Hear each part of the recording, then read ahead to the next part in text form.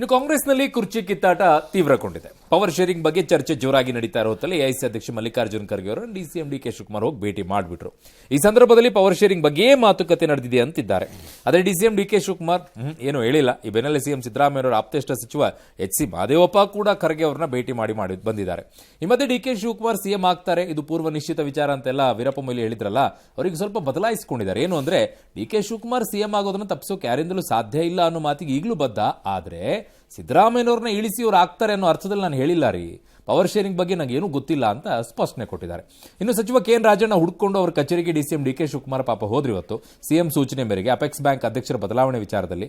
But 40 ನಿಮಿಷ ಹೋಗಿ ಕಾದ್ರಂತೆ, ರಾಜಣ್ಣ ಅವ್ರು ಬರಲೇ ಇಲ್ವಂತೆ.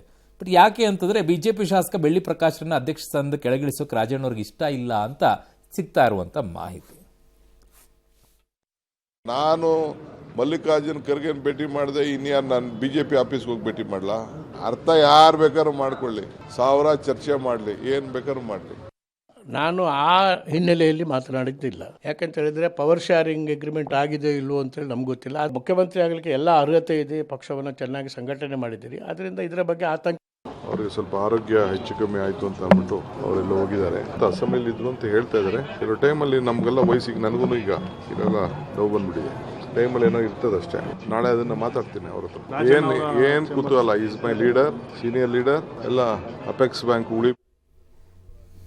ಸರ್, ಮೊಯ್ಲಿ ಅವ್ರದ್ದು ವಿಚಾರ ಚೆನ್ನಾಗಿದೆ. ನಿನ್ನೆ ಸೆಟಲ್ಡ್ ಮ್ಯಾಟರ್ ಅಂತ ಹೇಳಿ ಹೇಳಿದೆ. ಮೊಯ್ಲಿ ಲೆವೆಲಲ್ಲಿ ಇಲ್ಲ ಇಲ್ಲ ಹೇಳಿದೆ. ಇವತ್ತು ಅವರು ಹೇಳುದು ನನಗೆ ಗೊತ್ತಿಲ್ಲ, ನನಗೆ ಗೊತ್ತಿತ್ತು, ಅವ್ರಿಗೆ ಗೊತ್ತಿಲ್ಲ. ಆದ್ರೂ ಹೇಳ್ಬಿಟ್ರಲ್ಲ ಸರ್. ಮೊಯ್ಲಿ ಅವರ ಪ್ರಭಾವಳಿ ಇರಲಿಲ್ಲ ಅಂತ ಹೇಳಕ್ ಬರಲ್ಲ ನಾನು ಕಾಂಗ್ರೆಸ್ಸಲ್ಲಿ. ಕಳೆದ 4-5 ವರ್ಷಗಳಲ್ಲಿ ಆಗಿರುವಂತಹ ಕೆಲ ಬೆಳವಣಿಗೆಗಳು, ಪರ್ಟಿಕ್ಯುಲರ್ಲಿ ಇವರು ಆ ಕಾಗದಕ್ಕೆ ಸೈನ್ ಹಾಕದ ಮೇಲೆ, ಶಶಿ ತರೂರು ಇವರು ಕಪಿಲ್ ಸಿಬಲ್ ಸೇರ್ಕೊಂಡು ಸೈನ್ ಹಾಕ್ಬಿಟ್ರಲ್ಲ, ಇವರೇನೋ ಹಿಂದಕ್ಕೆ ಬಂದ್ರು, ಕ್ಷಮೆ ರೂಪದಲ್ಲೇನೋ ಮಾಡಿದ್ರು.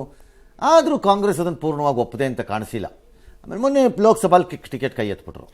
ಹಾಗಾಗಿ ಅದಾದ್ಮೇಲೆ ಅವ್ರಿಗೆ ಇವೆಲ್ಲ ಗೊತ್ತಾಗೋ ಲೆವೆಲಲ್ಲಿ ಅವ್ರು ಇದಾರೆ ಈ ಪಾರ್ಟಿನಲ್ಲಿ ಅಂತ ನನಗೆ ಅನಿಸಿಲ್ಲ. ಸುಮ್ಮನೆ ಇದಾರೆ ಅಲ್ಲ, ಬೇರೆ ವಿಚಾರ ಇರ್ಬೋದು, ಒಳ್ಳೆ ಲೀಡರ್ ಆಗೇ ಇರ್ಬೋದು. ಬಟ್ ಈ 40 ನಿಮಿಷ ಹೋಗಿ ಕಾಯ್ಕೊಂಡು ಬರುವಂತ ಪರಿಸ್ಥಿತಿ ಏನೋ ಹೇಳಿದ್ರಲ್ಲ, ಏನೋ ಹೆಲ್ತ್ ಇತ್ತು ಇರ್ಬೋದು, ನನಗೇನು ಗೊತ್ತು, ಇರಬಹುದು. ಹೇಗೆ ಹೇಳಿ ನಾನು ಇವತ್ತಿನ ಸಂದರ್ಭದಲ್ಲಿ ಯಾರನ್ನೇ ಮೀಟ್ ಮಾಡಿದ್ರು ಇಂಥದ್ದೇ ವಿಷಯಕ್ಕೆ ಚರ್ಚೆ ಆಗ್ತಿರ್ಬೋದು. ನಾಳೆ ಬಿಜೆಪಿ ಆಫೀಸ್ಗೂ ಹೋಗ್ಬೋದು. ಈ ಡಿ ಕೆ ನಂಬಕ್ಕಾಗಲ್ಲ.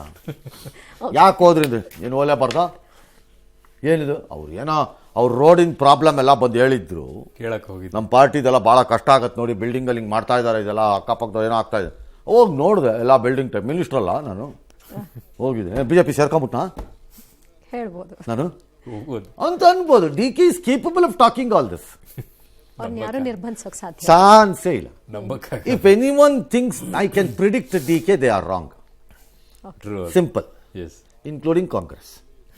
Yes.